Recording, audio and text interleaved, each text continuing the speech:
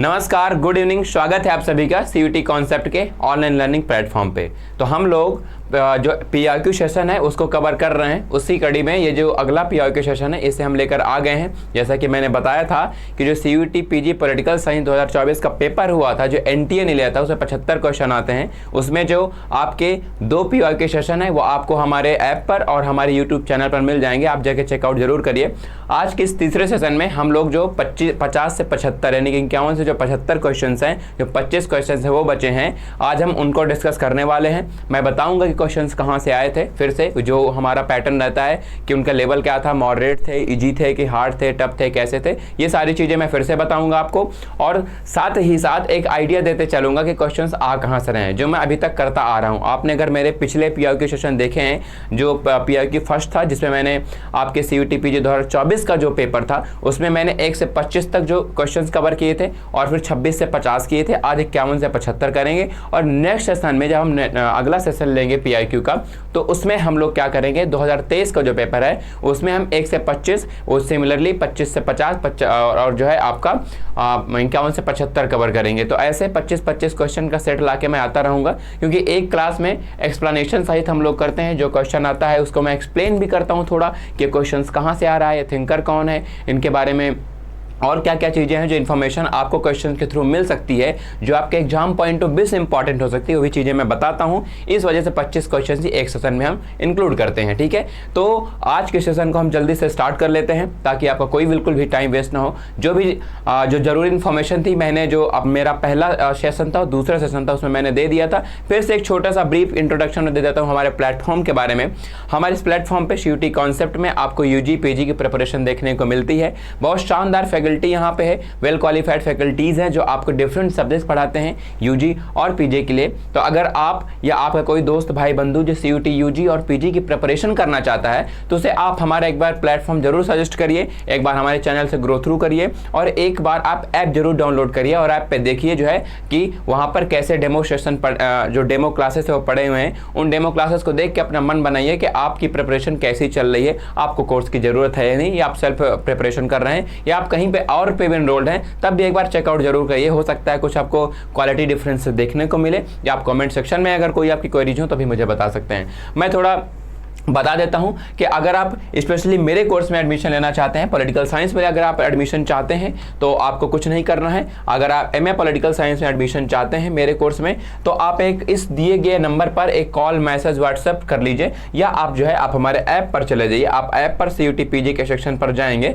तो वहां पर आपको सीयूटी पीजी पॉलिटिकल साइंस से मेरे डेमो लेक्चर्स और जो पीआईक्यू सेशन में यूट्यूब पर अपलोड हो रहे हैं वो आपको ऐप पर भी मिल जाएंगे। तो वहां पर भी आप मेरे पीआईक्यू सेशन फ्री में देख सकते हैं। अभी मैं बता दूं, अब हाँ, अभी हमारा जो ऑफर प्राइस है 2999 का अभी भी एक्टिवेटेड है। तो आप जो है मेरे कोर्स पर एनरोल कर सकते हैं। आपको कुछ नहीं करना, इस नंबर पर कॉल मैसेज कर देना है या हमारा ऐप डाउनलोड करना है। आप एक बार जाके देखिए मैंने किस तरीके से वेस्टर्न पॉलिटिकल फिलॉसफी जो आपकी सीयूटी पीजी सिलेबस का एक इंपॉर्टेंट पार्ट है उसको मैंने कवर कर दिया है। हम आईपीटी कवर कर रहे हैं, कौटिल्य हमने पढ़ाया है। आप अगर अभी भी एनरोल करना चाहते हैं तो आप देर आपको बिल्कुल नहीं हुई है। आप एक हफ्ते में सारा का सारा जितनी भी क्लासेस हुई हैं आईपीटी डब्ल्यूपीटी की आप जो है कवर कर जाएंगे। अभी मेनली डब्ल्यूपीटी ही कवर हुआ है, आईपीटी का सिर्फ एक क्लास हुआ है। तो आप जाके ऐप पे देख सकते हैं, मेरे डेमो लेक्चर्स पढ़े हैं उनको देख लीजिए। तो चलिए इस सेशन को स्टार्ट करते हैं और देखते हैं कि सीयूटी पीजी 2024 का जो पेपर था उसमें जो लास्ट के 51 से 75 क्वेश्चन थे, वो क्वेश्चन कैसे थे, उनका लेवल क्या था, कहाँ से आए थे,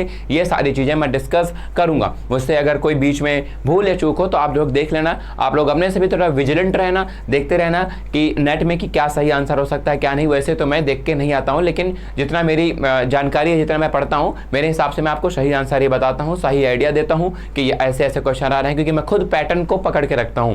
मैं सीयूटी यूजी पीजी का जो आपका पेपर है, स्पेशली जो पीजी का पेपर है 2020 से लेकर 24 तक, उनको मैं कई बार देख चुका हूँ और पैटर्न को मैं समझ चुका हूँ कि क्वेश्चन मेनली एनटीए कैसे पूछ रहा है।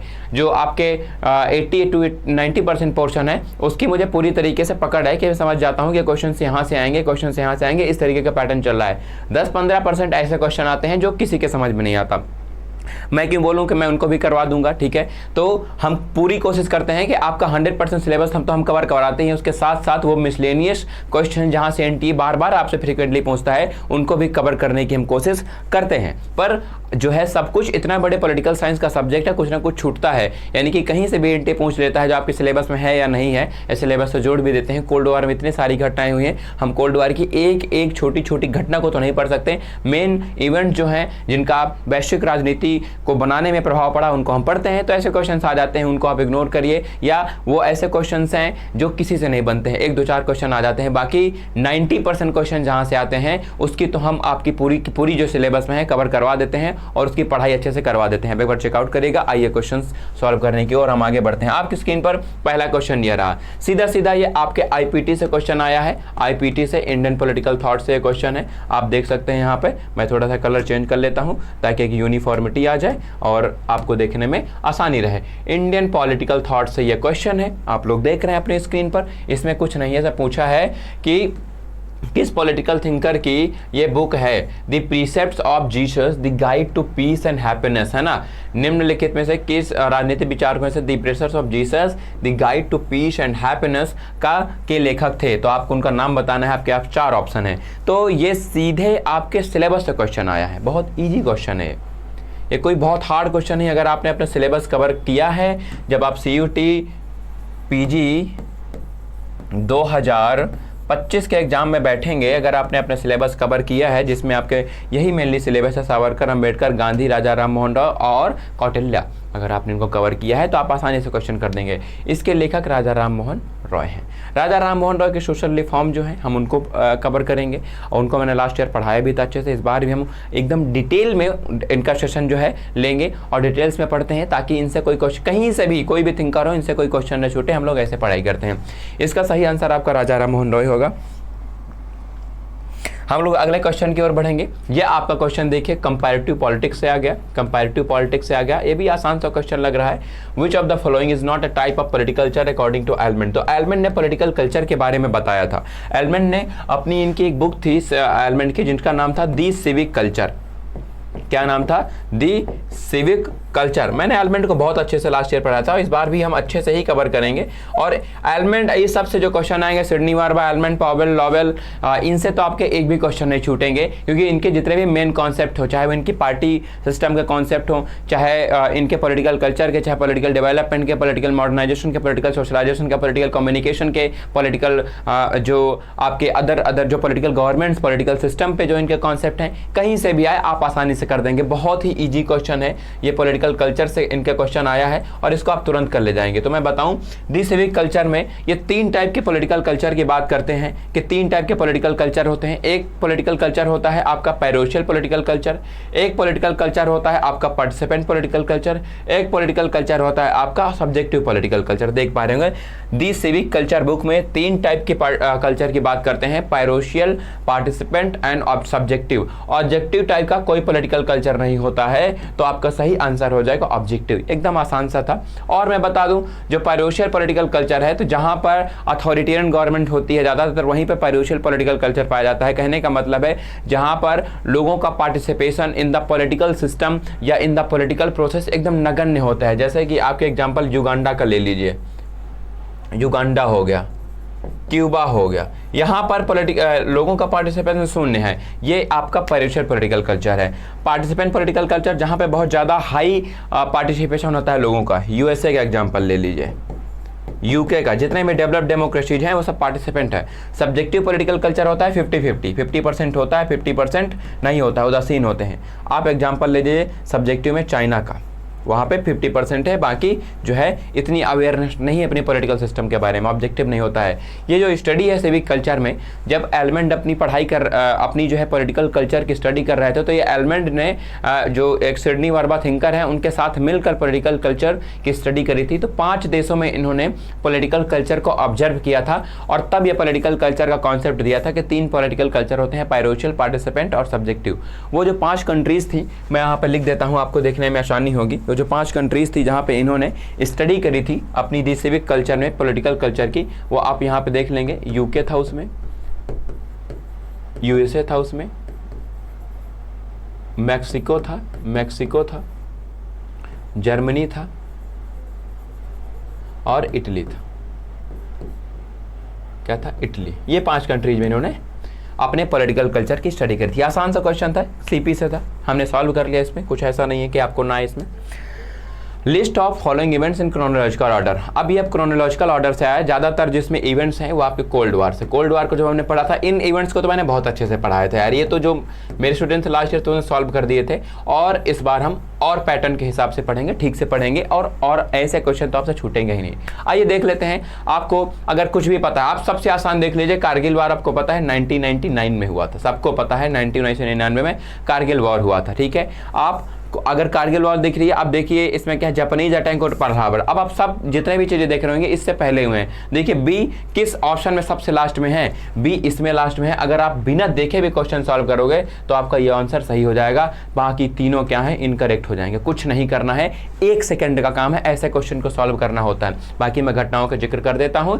क्यूबन मिसाइल क्राइसिस आपका 1962 में हुआ था। इसमें क्या किया था, यूएसएसआर ने अपनी जो शॉर्ट रेंज बैलिस्टिक मिसाइल्स होती हैं वो क्यूबा में, कहाँ थे, क्यूबा में डिप्लॉय कर दी थी, क्योंकि क्यूबा पर बार बार आक्रमण कर रहा था यूएसए, क्योंकि यहाँ पर कम्युनिस्ट गवर्नमेंट थी, तो उसको टॉपल करने के लिए। तो जब यूएसए ने यूएसएसआर को क्या किया, एक तरीके से जो है गारंटी दे दी, एक तरीके का आश्वासन दिया कि अब हम क्यूबा पर अटैक नहीं करेंगे, तो उन्होंने अपनी जो बैलिस्टिक मिसाइल्स थी जो डिप्लॉय की थी क्यूबा में, उसको हटा ली थी। इसको क्यूबन मिसाइल क्राइसिस बोलते हैं। Indian peace keeping force to Sri Lanka, ये राजीव गांधी ने 1987 में लिट्टे, जो LTTE आप जानते होंगे इसके बारे में, जो LTTE एक मूवमेंट चल रहा था श्रीलंका में, जिसको लिबरेशन तमिल इलम बोलते हैं, है ना, लिबरेशन फॉर तमिल इलम। तो ये जो एक ग्रुप था, ये क्या कर रहा था, श्रीलंका में जो है इंडियन तमिल से, या कहें कि जो श्रीलंकन तमिल से, उनकी आज़ादी की लड़ाई कर रहा था। तो वहाँ पर बहुत ज़्यादा इनस्टेबिलिटी थी, अस्थायित्वता थी। तो राजीव गांधी ने इंडिया से पीस कीपिंग फोर्स भेजी थी यूएन के अंडर में। तो ये भेजी थी इन्होंने 1987 में। आप देख सकते हैं Japanese attack on Pearl Harbor USA कब हुआ था, आपको पता है 1943 के आसपास ये अटैक हुआ था, आप सबको पता है। तो देखेंगे सबसे पहले डी आएगा इसमें, उसके बाद जो है ए आएगा, है ना, आई आ गया, फिर सी आएगा इसमें, फिर उसके बाद बी आ जाएगा। ये क्वेश्चन करेक्ट हो जाएगा। बहुत आसान सा क्वेश्चन था, नहीं पता है तो मैं मॉडरेट में रख देता हूँ आपके खातिर। बाकी इसमें ऐसा कुछ नहीं कि आप सॉल्व नहीं कर पाओगे। तो इतने आसान क्वेश्चन आ रहे हैं इसमें, तो आपको कम से कम 75 में एटलीस्ट जो है 65 क्वेश्चन करेक्ट करने ही चाहिए, है ना। 65 करेक्ट करेंगे तो आपका कितना हाई स्कोर जाएगा, और आप जो है अपनी मनपसंद यूनिवर्सिटी में जहां भी आप चाहते हैं पढ़ना, अपनी ड्रीम यूनिवर्सिटी में एडमिशन ले सकेंगे चुटकी बजा के। कोई दिक्कत की बात नहीं, बस आप जो है मेरे साथ एक बार जुड़िए, आपको पता लगेगा कि पेपर जो है आपका बहुत आसान आता है। बस उसे सही तरीके से पढ़ने की जरूरत है, उसमें राइट अप्रोच को डिप्लॉय करना है, हमको सही दृष्टिकोण बनाकर सही दिशा में पढ़ाई करनी है। बाकी पेपर में ऐसा कुछ नहीं है कि बहुत खास हो कि आप पेपर को निकाल ना सको। पॉलिटिकल साइंस से डर लगता हो तब भी एक बार जुड़ के देखिए, कोई दिक्कत नहीं है। चाहे इंटरनेशनल रिलेशंस हो, चाहे कंपैरेटिव पॉलिटिक्स हो, चाहे इंडियन पॉलिटिकल थॉट हो, चाहे वेस्टर्न पॉलिटिकल थॉट हो, चाहे वो आपकी पब्लिक पॉलिसी हो, हर चीज़ को हम डिटेल से कवर करेंगे। ठीक है, आगे बढ़ते हैं। The earlier known example of direct democracy is found in, सबसे known example of direct democracy कहाँ पाया जाता है। इससे आसान क्वेश्चन क्या होगा बताइए। जब हम प्लेटो की बात करते हैं, जब हम एरिस्टोटल की बात करते हैं, ये कहाँ के थे दोनों, याद करिए। एरिस्टोटल ये कहाँ के थे, ये थे आपके एथेंस के। दोनों डेमोक्रेसी को हेट करते थे। डेमोक्रेसी को बोलते थे वर्स्ट फॉर्म ऑफ गवर्नमेंट है। क्या है, वर्स्ट फॉर्म ऑफ गवर्नमेंट है, दोनों बोलते थे। ठीक है, बाकी ये मोनार्की को करते थे। प्लेटो जो थे मोनार्की को क्या करते थे, सपोर्ट करते थे, और एरिस्टोटल जो थे पॉलिटी को सपोर्ट करते थे। तो यहां पर डायरेक्ट डेमोक्रेसी का सबसे पहला उदाहरण आपको एथेंस से मिलता है। स्पार्टा में मोनार्क था, सबको पता होगा। एथेंस और स्पार्टा के बीच युद्ध हुआ था, उस युद्ध को क्या बोलते हैं, पेलोपोनेशियन वॉर। उसी वॉर से ही जो है थुसीडाइड्स ने अपनी जो रियलिस्ट थिंकिंग थी उसको डेवलप किया था, रियलिज्म का स्कूल डेवलप किया था, और यहीं से प्लेटो ने स्टडी करके बताया था कि democracy is the worst form of government. ठीक है, एकदम डायरेक्ट क्वेश्चन है, कुछ नहीं इसमें ऐसे डिस्कस करने लायक। चलिए, ये थोड़ा सा ऐसा क्वेश्चन है जो आप सॉल्व कर भी सकते हैं, नहीं भी। अगर आप जो आपके लास्ट के सिलेबस में आपके मैंने देखा होगा, आपके में वर्ल्ड जस्टिस के बारे में है जो पढ़ना है। अब मैंने इसमें थॉमस पोगे को, चार्ल्स बीड्स को, डेविड मिलर को, सबको अच्छे से पढ़ाया था, सबको अच्छे से। तो आप ये भी मैं मॉडरेट ही बोलूंगा, टफ नहीं बोलूंगा, बहुत आसान क्वेश्चन है मिलान करने में, बहुत टफ नहीं है। अगर वर्ल्ड जस्टिस के बारे में थोड़ा ही पढ़ा तो इतने ही थिंकर होते ही वर्ल्ड जस्टिस में, बस इससे ज़्यादा नहीं है। ये रिस्पॉन्ड, इनकी जो थ्योरी थी वर्ल्ड जस्टिस की थ्योरी, इन्होंने ऑन द बेसिस ऑफ जो जॉन डॉल्स की थ्योरी ऑफ जस्टिस थी उसके बेसिस पर डेवलप किया था, बस उसका इंटरनेशनलाइजेशन या कॉस्मोपॉलिटन नज़रिए से देखा था, बस उसका इंटरनेशनलाइजेशन कर दिया था। देख लेते हैं, बुक का नाम पूछा है, इसमें इतना कोई बहुत खास नहीं है। तो principle of social justice, the possibility of altruism, the idea of human rights, world poverty and human rights. तो ये प्रिंसिपल ऑफ सोशल जस्टिस की जो बुक है मेरे ख्याल से डेविड मिलर की है। आप एक बार देख लीजिए क्या डी का फर्स्ट है कहीं पे, क्या डी का फर्स्ट एक ही जगह पे है, ठीक है, एक ही जगह पे है, यही ऑप्शन आपका करेक्ट हो जाएगा। और बाकी देख लेते हैं इसमें थॉमस पोगे की world poverty and human rights, Thomas Pogge की world poverty and human rights, ठीक है, ए का फोर्थ। बी का थर्ड चार्ल्स बीच का the idea of human rights है, और थॉमस नगेल की द पॉसिबिलिटी ऑफ अल्ट्रुइज्म है। आसान से एक क्वेश्चन पकड़ना था। डेविड मिलर की the principle of social justice बहुत फेमस बुक है। 3 टाइप के सोशल जस्टिस के बारे में बात करते हैं यहाँ पे डेविड मिलर। एक तो बताते हैं कि सबको जो जस्टिस है, सबको जो न्याय है, उसको जो डिजर्व करता है उसके बेसिस पर मिलना चाहिए। किसके बेसिस पर? जो वो डिजर्व करता है। दूसरा मिलना चाहिए उसके राइट्स, जो उसके अधिकार है उसके बेसिस पर उसको अधिकार मिलना चाहिए। और तीसरा है नीड के हिसाब से, जो उसकी ज़रूरत है उसके हिसाब से। तो ईच है ना, each one according to his desert, each one according to his rights, each one according to his जो है नीड। तो इन तीनों के बेसिस पर राइट्स मिलना चाहिए, सबको मिलने चाहिए यूनिवर्सल लेवल पर। ये तो डेविड मिलर की थ्योरी थी प्रिंसिपल ऑफ सोशल जस्टिस में, और सोशल जस्टिस के ये थिंकर माने जाते हैं, ये आप याद रखिएगा। तो ये भी एक मतलब कहेंगे कि बहुत टफ क्वेश्चन नहीं है, एक मॉडरेट टाइप का ही सीधा सीधा क्वेश्चन है, वर्ल्ड जस्टिस से क्वेश्चन है। अब बुक के नाम आसानी से मैंने खूब बताए थे लास्ट ईयर, इस बार और पढ़ेंगे हम लोग, ठीक से पढ़ेंगे, और जैसे पढ़ा था वैसे पढ़े थे, क्योंकि वैसे ही पढ़ेंगे, क्योंकि जो एग्जाम में आता है डायरेक्ट क्वेश्चन आ रहे हैं, आप देख रहे होंगे, कोई ऐसे ही इसमें कॉम्प्लेक्सिटी नहीं है कि आप इसको सॉल्व ना कर सको, ठीक है, आसानी से आप सॉल्व कर सकते हैं। Who among the following is the author of the books Statesman? अरे बताइए, अब इससे सस्ता क्वेश्चन क्या होगा? प्लेटो, आपको पता है ना, प्लेटो ने स्टेट्समैन लिखी थी, रिपब्लिक लिखी थी, ये सारी बुक इनकी हैं। अब स्टेट्समैन में इन्होंने अपनी जो है जो लॉज हैं, दी लॉज, यानी कि कैसे लॉज होने चाहिए, जिससे रूल करना चाहिए एक फिलोसफर के, उसके बारे में बात करी थी। तो ये भी डायरेक्ट क्वेश्चन है, इसमें भी ऐसा कुछ नहीं है कि आप सॉल्व ना कर सको, इसमें ना डिस्कस करने ऐसा कुछ लायक है। तो चलिए, क्रोनोलॉजिकली अरेंज करना है सार के स्पेशलाइज्ड बॉडीज को according to the years of establishment. ये थोड़ा टफ क्वेश्चन है, ये मैं कहूँगा इसको आप थोड़ा सा टफ की कैटेगरी में रखिए। कौन कब बना था इसका जो है थोड़ा सा अंदाज़ा लगा पाना मुश्किल है, क्योंकि आपको इसमें ईयर याद रखने पड़ते हैं, और इतना ईयर मुझे भी नहीं याद रहता है कि हर चीज़ का है, पर कॉन्सेप्ट आके अगर क्लैरिटी है, अगर आप रट के गए हैं तो आप आसानी से क्वेश्चन को कर सकते हैं, कोई बहुत बड़ी बात नहीं है। तो SAARC development fund, SAARC arbitration council, South Asian regional standards organisation, SAARC agricultural centre, इसमें कौन सा पहले बना था? तो मेरा जो ख्याल है इसमें सबसे पहले सार्क डेवलपमेंट, सार्क विकास निधि बनी थी, फिर उसके बाद इसमें जो बना था वो एक रीजनल स्टैंडर्ड ऑर्गेनाइजेशन बना था, फिर बी बना था। तो दूसरा ऑप्शन इसमें करेक्ट होना चाहिए। आप लोग अगर देखिएगा, अगर मेरे से गलती हो रही हो तो मुझे आप कमेंट सेक्शन में बताना कि सर आप थोड़ा सा यहाँ पे मिस्टेक कर रहे हो, इसमें ये वाला ऑप्शन सही है नहीं सही है। वैसे मेरे ख्याल से यही है, और ये आपका जो है सार्क सीधा क्वेश्चन आया है, जो आपके इंटरनेशनल ऑर्गेनाइजेशन है वहाँ से क्वेश्चन आया है। सार्क के बारे में थोड़ी जानकारी दे दूँ। सार्क का गठन 1985 में ढाका बांग्लादेश में हुआ था, ढाका बांग्लादेश में हुआ था। वहाँ के जो उस टाइम के प्राइम मिनिस्टर थे उन्होंने प्रपोज किया था सार्क को बनाने के लिए। इसमें जो सदस्य देश हैं आपको पता है, इंडिया है सार्क में, है ना, इंडिया के अलावा इसमें पाकिस्तान है, पाकिस्तान के अलावा इसमें मालदीव्स है, इसके अलावा इसमें भूटान है, नेपाल है, सबको पता है ना, बांग्लादेश है, और उसके अलावा इसमें अफगानिस्तान है, रिसेंटली जो 2010 में जोड़ा गया है। तो आप ये याद रखना, इतनी इंफॉर्मेशन। सार का ऑब्जेक्टिव क्या था कि सार का ऑब्जेक्ट जियाउर रहमान, जो उस टाइम पे यहाँ के बांग्लादेश के जो ढाका के प्रेसिडेंट प्राइम मिनिस्टर थे, उनका नाम था जियाउर रहमान। तो इन्होंने आसियान के बेसिस पर, जो association of south east Asian nation था जो 1967 में बैंकॉक डिक्लेरेशन से बना था, उसी के तर्ज पर ये सार्क बनाना चाहते थे कि जैसे वो regional cooperation and economic integration पर काम करता है, ऐसे सार्क भी क्या करेगा, रीजनल कोऑपरेशन यानी कि जो साउथ एशिया के देश हैं उनके बीच में एक ऐसा जो है ये ऑर्गेनाइजेशन होगा जो कि उन देशों के लिए डेवलपमेंट का, इकोनॉमिक इंटीग्रेशन का, पॉलिटिकल सिमुलेशन का, कल्चरल जो है इंटीग्रेशन का काम करेगा और उन देशों के बीच जो है एक तरीके से व्यापार बढ़ाने का। और ये जो आप देख रहे हैं development fund, arbitration council, regional standards organisation, ये सब इस्टेब्लिश करके सार्क एग्रीकल्चर सेंटर, तो इन क्षेत्रों में क्या करेंगे, हम कोऑपरेशन करेंगे, कोऑपरेट करेंगे, सहयोग करेंगे और अपने एक दूसरे के विकास में साझा मतलब भागीदारी करेंगे। ये मेरे सार्क का उद्देश्य था, जो जियाउर रहमान का आइडिया था और इसमें इन कंट्रीज ने पार्टिसिपेट किया था, इन कंट्रीज ने इसमें क्या किया था, पार्टिसिपेट किया था, भाग लिया था और इसको बनाने में या कहें कि जो है इसको बढ़ाने में सबने अपना अपना योगदान दिया था। तो ये आपको याद रखना है, सार्क से क्वेश्चन था ये, इतना कोई खास क्वेश्चन नहीं है।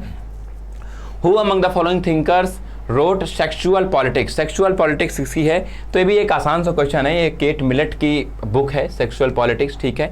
अगर आपने जब आप जो है फेमिनिस्ट मूवमेंट पढ़ेंगे तो मैं सबकी बुक्स बताता हूँ, चाहे वो मैरी वॉल्सनक्रॉफ्ट हो, कैरोल पेटमैन हो, जे.एस. मिल हो, या ये जे.एस. मिल की सबसे बुक जो फेमिनिज्म में है या औरतों में, वो सब्जुगेशन ऑफ वीमेन है, सब्जुगेशन ऑफ वीमेन है, ये याद रखिएगा, ठीक है।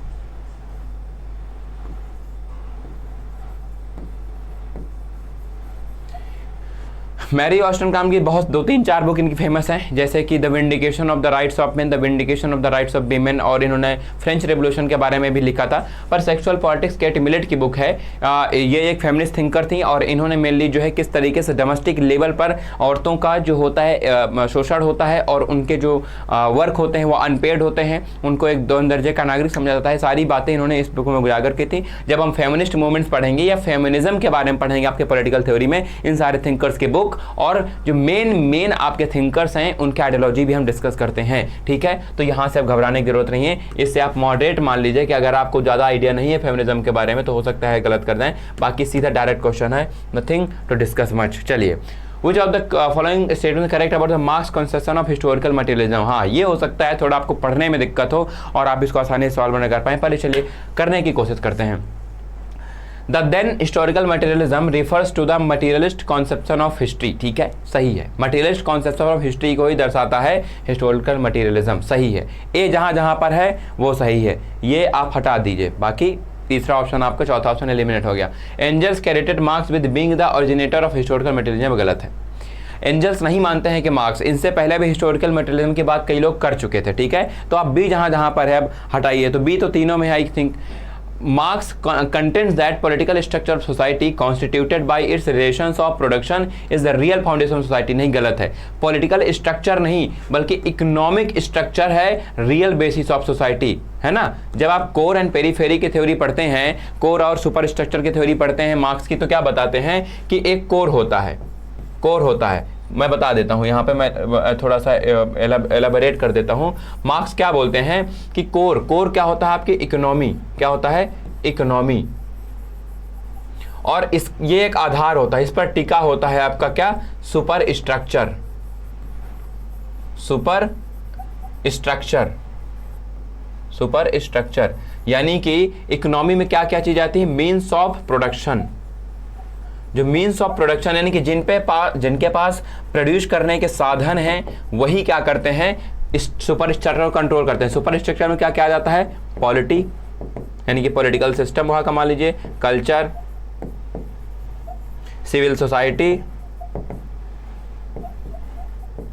ये सारी चीजें क्या होती हैं आपकी सुपर स्ट्रक्चर होती हैं।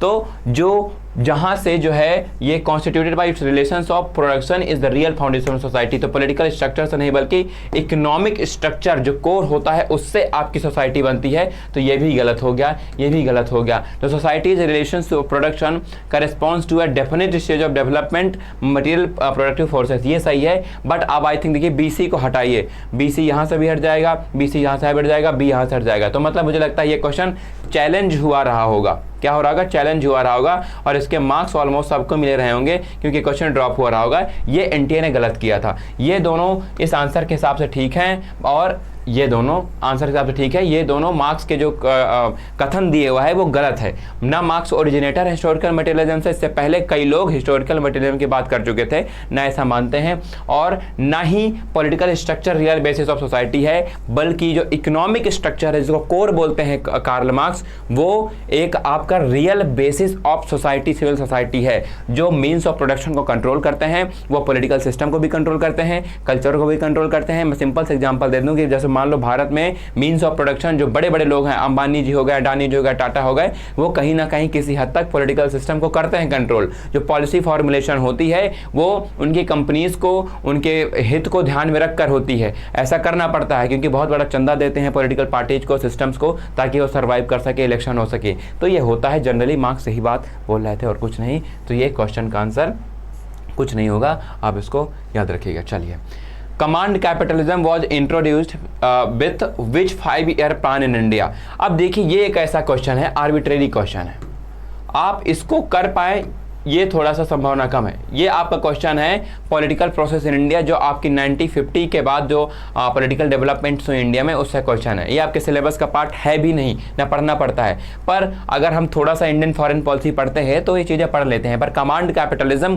पर्टिकुलरली किस 5-year प्लान में, 5-year प्लान तो हम पढ़ाते हैं, किस मेन चीज़ें भी पढ़ाते हैं, पर ये छूट भी सकता है और हो सकता है किसी ने पढ़ाया भी हो। पर ये एक ऐसा क्वेश्चन है जिसको आप आसानी से नहीं कर पाओगे अगर आपको एग्जैक्टली नहीं पता है। तो ऐसे क्वेश्चन से बचने के लिए हम थोड़ा और डेप्थ में जाएंगे। जो भारत की 1950 के बाद की जो पॉलिटिकल डेवलपमेंट्स की जो हिस्ट्री रही है, उसको इस बार और थोड़ा डेप्थ में कवर करेंगे, ताकि ऐसे क्वेश्चंस अगर आए तो आपसे बन सके। बाकी क्वेश्चंस कहीं से भी पूछ सकता है, तो 100% गारंटी तो नहीं है, बट प्रयास करेंगे कि 90-95% आप क्वेश्चन को सॉल्व कर सके। चलिए, इसका सही आंसर जो है मेरे ख्याल से 3rd 5-year प्लान में, जो आपका 1966 के आसपास आया था, 1966 या 69 के आसपास आया था, है ना। तो इसके आसपास ही जो है आपका ये 3rd 5-year प्लान में कमांड कैपिटलिज्म की बात। कमांड कैपिटलिज्म का मतलब बेसिकली ये होता है कि जो आपकी इंडस्ट्रीज होंगी, जो आपकी इंडस्ट्रीज होंगी, या आपकी जो है प्रोडक्शन के साधन होंगे, रिसोर्सेस होंगे, उन पर डायरेक्ट कंट्रोल किनका होगा, स्टेट का होगा, स्टेट का होगा। ठीक है, ये होता है कमांड कैपिटलिज्म। कहने का मतलब है कि स्टेट जो है कुछ प्राइवेट कॉरपोरेशंस के साथ मिलकर क्या करेगा, बड़ी बड़ी हैवी इंडस्ट्रीज लगाएगा, बड़ी बड़ी मशीनरी लगाएगा, बड़े बड़े जो है इंडस्ट्रियल डेवलपमेंट्स के जो वो हैं प्रोजेक्ट्स हैं, उनको डेवलप करेगा। लेकिन क्या करेगा, कमांड कौन करेगा, स्टेट होगा। वही होते हैं कमांड कैपिटलिज्म। मतलब आज़ादी होगी लेकिन command at the end state के हाथ में होगी। मेरे हिसाब से इसका 3rd 5-year प्लान है। कुछ लोग जो है इसका 5th भी मानते हैं, लेकिन आप देख लीजिएगा इसका सही आंसर 3rd 5-year प्लान होना चाहिए। और कमांड कैपिटलिज्म, जो कमांड करने की बात आई थी कि कमांड करेंगे और पूरी तरीके से हम ऑटोनॉमी नहीं देंगे, और हम लेकिन कोऑपरेट करेंगे किनके साथ, जो है पहले और दूसरे 5-year प्लान में तो कोई आज़ादी थी ही नहीं। जो प्राइवेट इंस्टीट्यूशंस थे, जो प्राइवेट कॉरपोरेशन थे, जो प्राइवेट कंपनीज थी, जैसे आज आप अडानी पावर देखते हैं, आज हम जो है रिलायंस पावर देखते हैं, है ना, टाटा पावर एनर्जी सोर्सेज देखते हैं, बहुत सारी कंपनी देखते हैं प्राइवेट। वो पहले ऐसी आज़ादी नहीं थी, 1991 के बाद से मिलना स्टार्ट हुई। तो 3rd 5-year प्लान में इंट्रोड्यूस किया जाएगा, थोड़ी बहुत आज़ादी देंगे, लेकिन स्टिल जो कंट्रोल होगा वो स्टेट का रहेगा। इसी को बोलते थे कमांड कैपिटलिज्म हो। मेरे ख्याल से 3rd 5-year प्लान था। आप लोग एक बार इसके बारे में और देख सकते हैं, कोई समस्या की बात नहीं है। चलिए, among the following political thinkers establish the आत्मीय सभा। आत्मीय सभा किसने एस्टैब्लिश की थी? तो आई थिंक आत्मीय सभा जो है आपके राजा राम मोहन रॉय ने की थी। डायरेक्ट क्वेश्चन आ गया, बहुत आसान सा क्वेश्चन था। अगर आप इसको थोड़ा भी पढ़ा रहेंगे तो तुरंत सॉल्व कर देंगे। मैंने क्या क्या इन्होंने एस्टैब्लिश किया था, कौन सी बुक लिखी थी, क्या कौन से सोशल मूवमेंट्स इन्होंने लीड किए, उसका क्या सोसाइटी पर प्रभाव रहा, सब कुछ अच्छे से पढ़ेंगे। इनसे तो कोई क्वेश्चन नहीं छूटेगा। IPT का आसान सा क्वेश्चन आया, आत्मीय सभा जो है राजा राम मोहन रॉय ने बनाई थी, है ना। उसके बाद चलिए देख लेते हैं, ये बुक्स के नाम है और ये जो है थिंकर्स हैं। ये आपका कंपैरेटिव पॉलिटिक्स से क्वेश्चन है, आसान सा क्वेश्चन है, कुछ नहीं इसमें आपको करना है कि आप इसको करना पाएं, ऐसा तो हो ही नहीं सकता है। सिविक कल्चर मैंने अभी बताया। सिविक कल्चर किसने लिखी है? गैब्रियल एलमंड ने और पॉवेल ने मिलकर लिखी थी। पॉवेल ने उनके साथ रिसर्च करी थी, लेकिन मेनली ये बुक गैब्रियल एलमंड की है। मैंने बताया था गैब्रियल एलमंड एंड पॉवेल ने मिलकर 5 कंट्रीज में रिसर्च करी। सिविक कल्चर जो है लिखी है एलमंड ने। तो आप देख लीजिए बी का 4th कहाँ पर है, तो बी का थर्ड, बी का फर्स्ट, बस हो गया सॉल्व। बी का फोर्थ एक जगह है, ये क्वेश्चन आपका अपने आप करेक्ट हो गया। बाकी आप ए का थर्ड देख लीजिए तो क्या है यहाँ पे, how Europe under developed Africa, है ना, ए का थर्ड हो गया, how Europe under developed Africa. फिर उसके बाद दिया हुआ है इसमें बी का फोर्थ, सी का फर्स्ट, कंपेयर, एक मिनट कुछ गलती हो रही है, या तो ये ऑप्शन में गलती है तो हम लोग गलती कर रहे हैं। एक मिनट थोड़ा इसको हम लोग और अच्छे से देख लेते हैं। Sorry, Albert and Sydney Verba की बुक है सिविक कल्चर, ए का फोर्थ देखना है हमको, ए का फोर्थ, ये ऑप्शन करेक्ट होगा। पावेल की नहीं है, सिडनी वर्बा ने मिलकर लिखी थी। पावेल के साथ इन्होंने, मैं बता देता हूँ, पावेल के साथ मिलकर इन्होंने पॉलिटिकल डेवलपमेंट के कॉन्सेप्ट दिए थे, पॉलिटिकल डेवलपमेंट और पार्टी सिस्टम के, ये याद रखना। हाँ अब याद आया, पॉलिटिकल डेवलपमेंट और पार्टी सिस्टम के कॉन्सेप्ट दिए थे, पार्टी को कैसी होनी चाहिए, पार्टीज कितने प्रकार की होती हैं, ये सारी चीज़ें इन्होंने इस बुक में डिस्कस की थी। ये सिविक कल्चर इनकी थी। ए का फोर्थ देखना है हमको, तो ए का फोर्थ यहाँ पे, बी का फर्स्ट, फिर बी का फर्स्ट गैब्रियल आर्मेंट और पावेल ने मिलकर लिखी बी का first, comparative politics and development approach. ये देखो डेवलपमेंट बताया ना, पॉलिटिकल डेवलपमेंट के बारे में बताया था, तो कंपैरेटिव पॉलिटिक्स एंड डेवलपमेंट टल जो अप्रोच है वो इन्होंने क्या किया थी, एक तरीके से इम्प्लॉय की थी, इकोनॉमिक डेवलपमेंट अप्रोच। या पॉलिटिकल डेवलपमेंट के बारे में स्पेशली बताया था कि 3-4 तरीके से डेवलपमेंट होता है। आपके कुछ कॉग्निटिव ओरिएंटेशन होते हैं, अफेक्टिव ओरिएंटेशन होते हैं, इनके बारे में डिटेल से हम पढ़ेंगे और हमने पढ़ाया भी था। और ये आसान सा है, बहुत लग रहा होगा टफ, लेकिन बहुत आसान है। जब पढ़ते हैं डायग्राम से समझाते हैं तो 1 मिनट में आसानी समझ में आ जाता है। सिडनी और वर्बा ने सिविक कल्चर और पावेल और आल्बर्ट ने मिलकर डेवलपमेंट के बारे में, ठीक है। अब यहाँ से आप देख लीजिए कि सी का सेकंड है, आंद्रे गुंद्रे फ्रैंक ने कैपिटलिज्म एंड अंडर डेवलपमेंट और वॉल्टर रोडनी ने how Europe under developed Africa, ये इनकी बुक है। इसको आप जो है एक इजी क्वेश्चन के तौर पर रखिए, क्योंकि अगर आपको थोड़ा भी पता है तो तुरंत सॉल्व कर देंगे। इसमें मेरे जैसे कंफ्यूज मत हो जाएगा कि आप पावेल को देख लिए सिविक कल्चर आल्बर्ट को लगा के। आल्बर्ट ने सिडनी वर्बा ने स्टडी की थी, जैसे मैंने अपने पिछले जो क्वेश्चन सॉल्व कर रहे थे उसमें मैंने बताया था, ठीक है। आइए चलिए अगले क्वेश्चन की ओर बढ़ते हैं। अगला क्वेश्चन क्या करता है, in which Marx writings it is said the history of all hitherto existing society is the history of class. बहुत आसान क्वेश्चन है, कम्युनिस्ट मैनिफेस्टो 1948 में जो इनकी बुक पब्लिश हुई थी, ठीक है। इस बुक में इन्होंने लिखा था the history of all hitherto existing society is the history of class struggle. बोला है जितना इतिहास अभी तक बना है वो सारा का सारा इतिहास क्लास स्ट्रगल का इतिहास है, वर्गों का जो संघर्ष हुआ है उसी संघर्ष से इतिहास बना है, मटेरियलिस्टिक फोर्सेस से इतिहास बना है। सिंपल सी बात है तो बताते हैं, बहुत आसान सा क्वेश्चन है, ये कई बार पूछा भी गया है और फिर से पूछ लिया गया। Which water treaty between India and Pakistan is one of the bone contention between two neighbours. Bharat और पाकिस्तान के बीच कौन सी जल संधि दो पड़ोसियों के बीच का कारण है, तो ये इंडस वाटर ट्रीटी 1960, जिसमें जो है जो 6 नदियां जो हैं उनको बांट दिया गया था, जिसमें जो झेलम थी, मैं आपको बता देता हूं, झेलम अगर पेपर में आता है, सतलज, झेलम, सतलज और इंडस रिवर, इनका जो पानी था वो पाकिस्तान को यूज करने के लिए दे दिया गया था, है ना। इनका मेजर जो वाटर है पाकिस्तान यूज करेगा। और जो बाकी 3 रिवर जो थी आपकी, ब्यास, BAS, ब्यास, रावी और चनाब, ठीक है, इनका वाटर जो था वो भारत को यूज करने लेके दिया था। लेकिन इसे बहुत सारे फिर क्या हुआ है, ये एक बहुत सक्सेसफुल ट्रीटी भी रही, फिर इस बोन ऑफ कंटेंशन बोला जाता है, क्योंकि इसकी वजह से कहीं ना कहीं जो वाटर को लेके, पानी को लेके, नदियों के पानी को लेके जो एक झड़प है, लड़ाई है, कहें कि डिप्लोमेटिक जो वॉर है वो भारत पाकिस्तान के बीच चलता रहता है। तो बोन ऑफ कंटेंशन बना, ये नेहरू और अयूब खान के बीच साइन हुआ था। मैं भी बता दूँ आपको, नेहरू एंड अयूब खान के बीच साइन हुआ था, जो देन पाकिस्तानी प्राइम मिनिस्टर, ठीक है। ये नेहरू नून पैक्ट हुआ था, उसी से आया था जो 1950 में था, लेकिन उस समय अयूब खान आ गए थे वहाँ के प्राइम मिनिस्टर के रूप में, और नेहरू जी हमारे भारत में 1960 में 6 नदियों के बंटवारा, 6 नदियों के पानियों का बंटवारा हुआ था 2 देशों के बीच। तो यही आपको याद रखना है। ये भी एक मॉडरेट कह सकते हैं कि अगर जानकारी पर आप तुरंत इसको क्या कर सकते हैं, गेस कर सकते हैं कि यही एक मेजर ट्रीटी थी। Ganga water, Indus Ganga water treaty, Sutlej Ganga water treaty तो नहीं हुई होगी, पाकिस्तान से गंगा का पानी तो वहाँ जाता नहीं है। सतलज वाटर ट्रीटी और इंडस वाटर ट्रीटी में आप कंफ्यूज हो सकते हैं, पर इसका सही आंसर इंडस वाटर ट्रीटी ही होगा।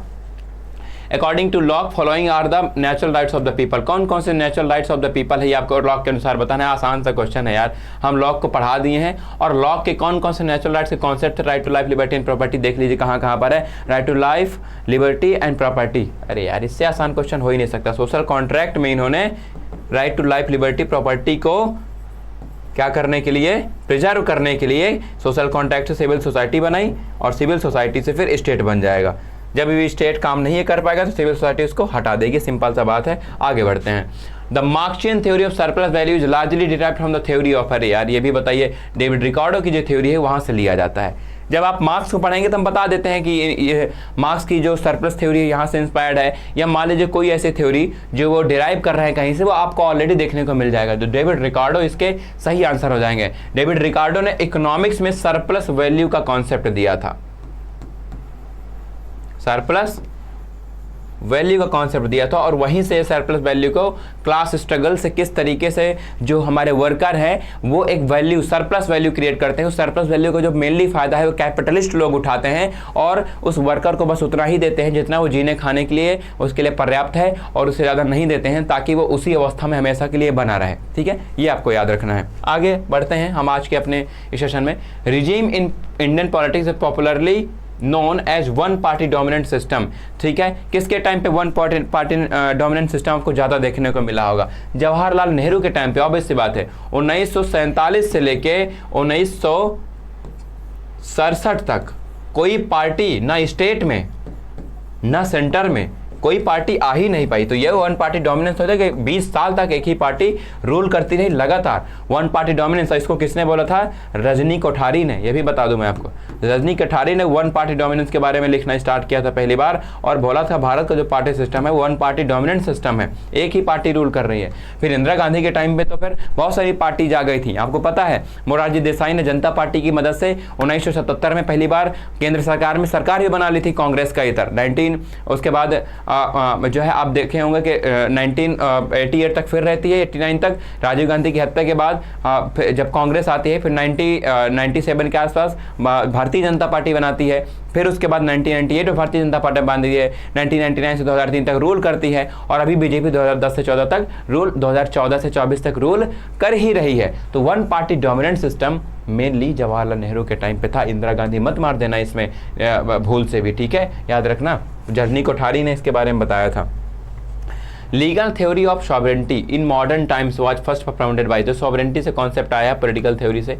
बहुत आसान क्वेश्चन है यार, सब पढ़ाए थे। ऐसे क्वेश्चन है जो आप देखते ही जो है क्या करोगे, इनका आंसर सही कर दोगे। तो मैं आपको बताऊं, जो आपके जो लीगल थ्योरी ऑफ जो है सॉवरेंटी है, इसको आपको पता है जॉन ऑस्टिन ने क्या किया था, प्रोपाउंड किया था। जीन बॉर्डिन को आपका सॉवरेंटी का फादर बोला जाता है, पर लीगल सॉवरेंटी ये कह सकते हैं कि जो सॉवरेंटी मेनली होती है उसके बारे में जॉन ऑस्टिन ने विस्तार से बात की थी। इसके बारे में हम और बात करेंगे जब हम पढ़ाएंगे सॉवरेंटी को, तो और अच्छे से देखेंगे।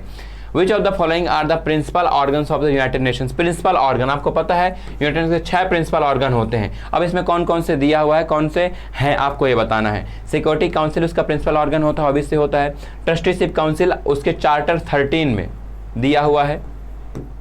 सिक्योरिटी काउंसिल उसके चार्टर 5 में दिया हुआ है, सब है। इंटरनेशनल कोर्ट ऑफ जस्टिस भी होता है, शायद चार्टर 11 या देख लीजिएगा, या शायद 15 में है, देख लीजिएगा, ICJ।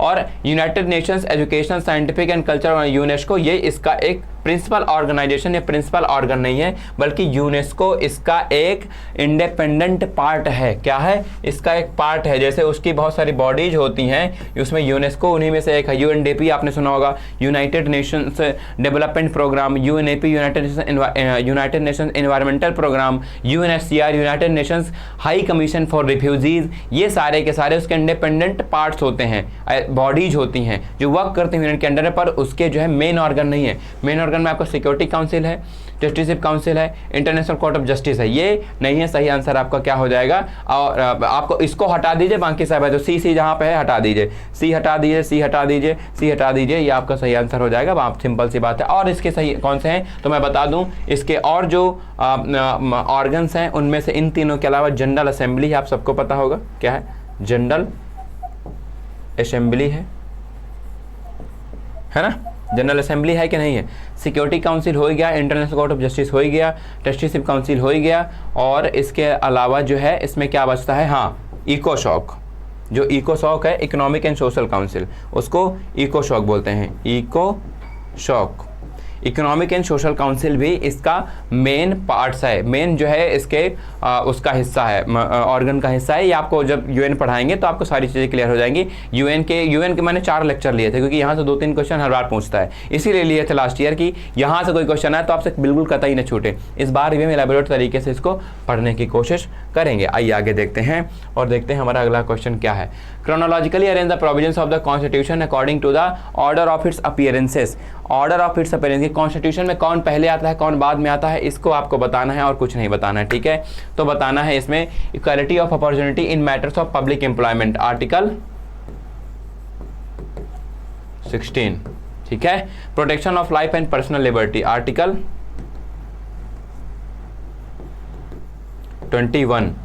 Protection against arbitrary arrest, है ना, arbitrary arrest, article 20। Freedom of speech and expression, article 19। आप देख लीजिए 16। तो सबसे पहले आप देखिए कि आपका ए कहाँ सबसे पहले किस में है, तो आपका ए है, तो इन्हें आप हटा दीजिए। उसके बाद आप देखिए आपका जो है 19 कहाँ पे है, तो 19 आ रहा है B, protection against arbitrary arrest 20 देखिए, और सॉरी ए के बाद डी, ये आपका सही हो जाएगा, ए डी बी सी। पहले ए आएगा, डी आएगा, बी आएगा, सी आएगा। आपके ये फंडामेंटल राइट से क्वेश्चन आया है, आसान सा क्वेश्चन है यार, इनका ऑर्डर भी याद रखने की जरूरत नहीं है, आपको आसानी से पता है कि पहले जो है equality of opportunity in matters of public employment आता है, ए है, फिर डी आएगा, फिर आपका बी आएगा, है ना, फिर आपका जो है आपका सी आएगा, ठीक है। ये आपको याद रखना है, याद रहेगा। चलिए आगे बढ़ते हैं। Which among the following political thinkers is the author of the book Manures? Manures books किसने लिखी? हाँ, आप ये कह सकते हैं कि ये जो बुक है ये थोड़ी सी टफ टाइप की बुक है, ठीक है। आप सबको पता है ये बुक जो है, मतलब बहुत लोगों को नहीं, ये बुक लिखी है सिंथिया एंड लोई ने, जितना मैं आइडिया लगा पा रहा हूँ। सिंथिया एंड लोई की जो बहुत फेमस बुक्स हैं वो दूसरी हैं, इनके बारे में ज़्यादा बात नहीं होती है। तो ये एक ऐसा क्वेश्चन आया जो थोड़ा डीप आ गया, मैं इसको टफ की कैटेगरी में रखूँगा क्योंकि ये इतनी आसानी से सॉल्व नहीं हो पाएगा, बट रटने वाला है, ठीक है। ये हम इनके बारे में हमने ठीक से पढ़ाया था, इस बार भी हम पढ़ाएंगे, लेकिन बात यह है कि इसको थोड़ा ऐसे क्वेश्चंस को आपको सॉल्व करने के लिए थोड़ा डीप स्टडी करनी पड़ेगी, थोड़ा खुद के एफर्ट्स भी लगाने पड़ेंगे। यानी कि जो मैं बुक्स के नाम देता हूँ मैं बता देता हूँ कि ये बुक इंपॉर्टेंट है, और अदर बुक्स मैं बताता ज़रूर हूँ, ये भी मैंने बताया था, लेकिन आपको भी याद रखना पड़ेगा, क्योंकि ये जो ऐसी बुक का नाम ले लिया क्योंकि जनरली जो नहीं पूछा जाता, पर इस बार जो है इन्होंने पूछ लिया है। Who among the following advocated the concept of relative autonomy of state? Relative autonomy of state के बारे में किसने बात करी थी? तो यहाँ पर चारों ने बात करी थी, पर मैं बताऊं जो निकोलस पॉलिंथोजास है इन्होंने अपनी बुक में रिलेटिव ऑटोनॉमी ऑफ स्टेट के बारे में ज़्यादा बात करी थी।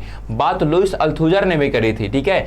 अब इस वक्त का सही आंसर कौन सा होगा, कौन से एंटी ने माना था, मुझे एग्जैक्टली याद नहीं आ रहा, पर इन्होंने इस थ्योरी को प्रमाणित किया था और इन्होंने इस थ्योरी को एडवांस किया था। मेरे हिसाब से निकोलस पॉलिंथोजास होना चाहिए। जब हम डिपेंडेंसी थ्योरी पढ़ेंगे तो इनके बारे में डिटेल से हम डिस्कस करेंगे। डिपेंडेंसी थ्योरी या डिपेंडेंसी जो स्कूल है, स्कूल ऑफ थॉट है, ठीक है, dependency school of the thought है, ये सारे के सारे थिंकर वहीं के हैं। एंटोनियो ग्राम्सी हो, चाहे लुईस अल्थुजर हो, चाहे निकोलस पॉलिंथोजास हो, चाहे राल्फ मिलीबंद हो, तो अच्छे से डिस्कस करेंगे। पर ये कॉन्सेप्ट मेरे ख्याल से जो है दिया था निकोलस पॉलिंथोजास ने, मतलब एडवांस किया था, और इसके बारे में अल्थुजर ने भी बात करी है। Who said that politics is the authoritative allocation of values? एकदम आसान क्वेश्चन आ गया। अगर आपने पॉलिटिकल सिस्टम जो एक बुक है डेविड ईस्टन की उसको पढ़ी है तो आप तुरंत डेविड ईस्टन लगाएंगे कि पॉलिटिक्स कुछ नहीं है, अथॉरिटेटिव एलोकेशन ऑफ वैल्यूज। इसका मतलब ये होता है कि समाज में जब पावर्स, पोस्ट, रिसोर्सेज बांटने की बात आती है तो स्टेट के पास ये अथॉरिटी होती है कि वो उन रिसोर्सेज का क्या कर सके,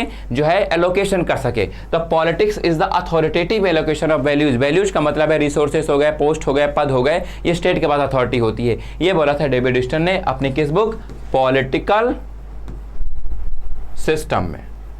याद रखना है आपको, आसान सा क्वेश्चन है, बहुत बार पूछा गया है। The constitution of local body ombudsman was recommended by which of the following bodies? NITI Aayog, second RC LM Singhvi committee, या जो है आपकी जो है सरकारी आयोग। तो किसके द्वारा लोकल बॉडी ombudsman क्या किया गया था, प्रोपाउंड किया गया था? मैं आपको बताऊं, लोकल बॉडी ombudsman जो है आपकी ये LM सिंघवी ने प्रोपाउंड किया था 1980 के शायद टाइम पे, देख लीजिएगा। ऑम्बड्समैन को जो पहली बार कॉन्सेप्ट है, इसका मतलब होता है हिंदी में लोकपाल। मैं आपको आप समझ में आएगा, लोकपाल। इस सबसे पहले स्वीडन में आया था, बहुत पूछा जाता है कि ओम्बड्समैन या लोकपाल सबसे पहले कहाँ हुआ। 1809 में आया था स्वीडन में। भारत में जो है इन्होंने क्या किया, रेकमेंड किया। अब आपको लोकल बॉडी ओम्बड्समैन, हर यूनिवर्सिटी में ओम्बड्समैन लोकपाल देखने को मिलता है, पार्लियामेंट के द्वारा नियुक्त किया जाता है। ये काम क्या करता है, ये विजिलेंट का काम करता है। जो हम कंप्लेन करते हैं किसी गवर्नमेंट के अगेंस्ट तो उनको देखता है, फिर उन कंप्लेन को गवर्नमेंट तक पहुंचाता है ताकि आपको गवर्नमेंट से सीधे भिड़ने की या जो है जाने की जरूरत ना पड़े। ये आपका काम कर देगा और आपको कुछ सजेशन है तो उनको पहुंचाएगा। ये बीच में अपने क्या देता है, ओपिनियन देता है सरकार को कि ऐसे ऐसे आपके खिलाफ कंप्लेंट्स आ रहे हैं जी, आप ऐसे काम करिए, ठीक है। तो ये सारी चीजें काम करता है हमारा ओम्बड्समैन, ये आपको याद रखना है। लास्ट क्वेश्चन आपके 2024 के पेपर का, the president can dissolve Lok Sabha on the recommendation of the chief justice of India. एकदम गलत, चीफ जस्टिस के रिकमेंडेशन पे नहीं करता। रिकमेंडेशन ऑफ द राज्यसभा गलत, राज्यसभा के नहीं करता। The recommendation of council of ministers सही, और रिकमेंडेशन ऑफ लोकसभा गलत। तो काउंसिल ऑफ मिनिस्टर्स के रिकमेंडेशन में पर ही प्रेसिडेंट लोकसभा को डिजॉल्व कर सकता है, बाकी जो है प्रेसिडेंट नहीं करता है लोकसभा का डिजॉल्व। और जो आर्टिकल 74 है, आर्टिकल 75 है, इन्हीं में काउंसिल ऑफ मिनिस्टर प्रेसिडेंट के रिलेशनशिप लिखे हैं कॉन्स्टिट्यूशन में हम इनको डिटेल से पढ़ेंगे और सारी चीजें एक एक आर्टिकल के बारे में बताऊंगा। ये आपके 75 क्वेश्चन थे, 3 सेशन में हमने कंप्लीट किए इनको। आपको कंप्लीटली आइडिया लग गया होगा कहां से क्वेश्चन पूछे जा रहे हैं, कैसे क्वेश्चन पूछे जा रहे हैं, ठीक है। स्टिल आपका कोई डाउट, कोई क्वेश्चन कुछ भी रह गया तो आप मुझे कमेंट सेक्शन में जरूर बताइएगा, ठीक है। किसी भी माध्यम से आप हमारे ऐप पर जाइए, वहां पे कमेंट लिखकर बताइएगा कि सर यहां पर डाउट है। कोई अगर मुझसे गलती हुई हो देखेगा, उसको आप कमेंट में जरूर मेंशन करिएगा कि सर यहां पर थोड़ा सा दिक्कत थी, ठीक है। या कोई भी अगर ऐसा कुछ लगे, आपने देखे मेरे पढ़ाने का तरीका, एक बार आप हमारे ऐप में जाके आप चेकआउट करिए, ऐप को डाउनलोड करिए, ठीक है। अगर आप मेरे कोर्स पर एनरोल करना चाहते हैं, आपको फायदा हुआ हो, इन MCQ सेशन को, PRQs को देख के लगता हो कि हाँ मैं ऐसे क्वेश्चन को सॉल्व कर सकता हूं सर से पढ़कर, तो आप बस दिए गए नंबर पर कॉल या मैसेज कर दीजिए, हमारे ऐप को डाउनलोड कर लीजिए, हमारी टीम आप तक पहुंच जाएगी, ठीक है। बाकी एक काम आप जरूर कर सकते हैं कि अगर ऐसे वीडियोस आपको रेगुलरली चाहिए और आप तक मिलते रहें तो इस चैनल को सब्सक्राइब करके रखिए, आई बटन पर क्लिक कर दीजिए, जैसे ही मेरा कोई वीडियो आएगा आप तक नोटिफिकेशन पहुंच जाएगा। बाकी कमेंट सेक्शन पर राय जरूर दीजिएगा। हम लोग मिलते हैं नेक्स्ट वीडियो में। आज के लिए बस इतना ही, धन्यवाद।